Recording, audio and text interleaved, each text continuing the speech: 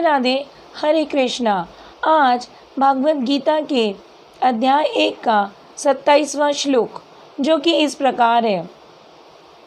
तान समीक्षा सा कौन्ते सर्वान् बंधु अवस्थितान् कृपा पर्याविष्टो विषीदान इदम अब्रवीता।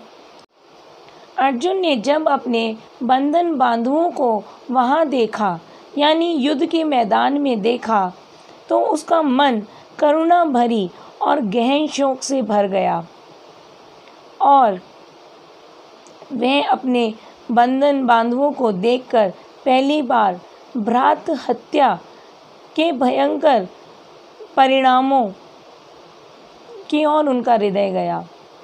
वह महापराक्रमी योद्धा जो युद्ध की लपटों के लिए उगत था और कौरवों के अन्यायपूर्ण व्यवहार का प्रतिशोध लेने के लिए शत्रुओं को मौत के घाट उतारने के लिए मानसिक रूप से तैयार किया गया था, उस अर्जुन का हृदय अचानक बदल गया।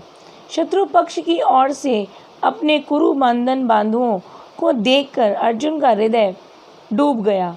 उसकी बुद्धि नष्ट हो गई और कर्तव्य का पालन करने के लिए उसकी कायरता में उसका जो मन था वो परिवर्तित हो गया।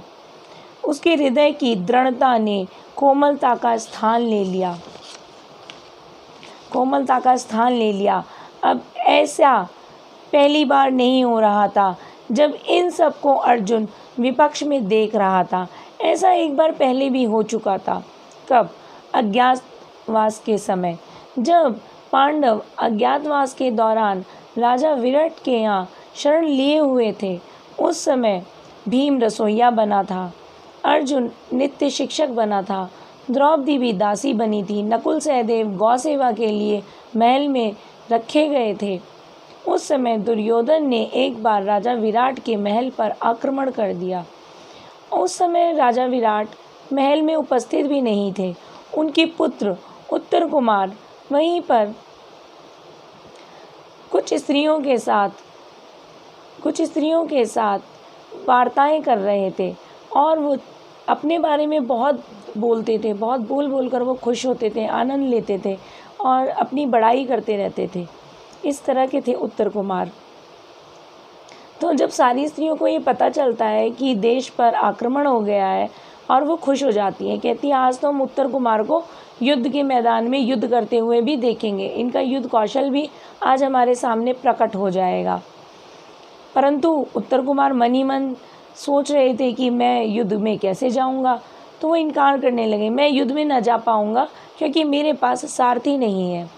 वहीं कुछ दूर पर द्रौपदी भी खड़ी थी। द्रौपदी ने कहा सारथी का इंतज़ाम हो जाएगा, जो आपकी बहन के नित्य शिक्षक हैं वो बहुत अच्छे सारथी हैं।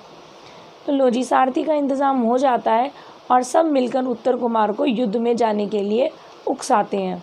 उत्तर कुमार युद्ध में जाने के लिए तैयार हो जाते हैं। तो अर्जुन जो है रथ लेकर आते हैं और उत्तर कुमार को बैठाकर युद्ध के मैदान में ले जाते हैं।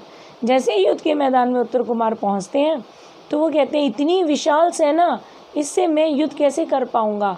अर्जुन तुरंत ये रथ मोड़ लो, इसको महल की ओर ले चलो, शीघ्रता से ले चलो।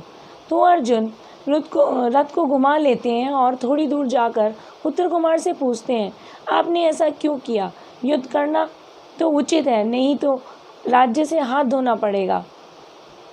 इस पर उत्तर कुमार कहते हैं मुझे युद्ध करना आता ही नहीं है, मैं युद्ध करूँगा कैसे। तो अर्जुन उनसे कहते हैं सारा दिन तो आप अपनी बढ़ाई करते रहते हैं और स्त्रियों को लुभाते रहते हैं, अभी क्या हुआ। तो उत्तर कुमार कहता है वो तो मैं ऐसे ही बोलता रहता हूँ, परंतु मुझे युद्ध करना नहीं आता। इस पर अर्जुन कहते हैं युद्ध तो मैं कर लूँगा, परंतु मुझे भी सारथी चाहिए। उत्तर कुमार कहते हैं ठीक है, मैं सारथी बन जाता हूँ। तो अर्जुन उनसे मजाक में कहते हैं देख लो, सोच लो, सारथी बन भी पाओगे या इस समय भी भाग जाओगे। तो उत्तर कुमार कहते हैं नहीं, सारथी का काम मैं बहुत अच्छे से संभाल लूँगा।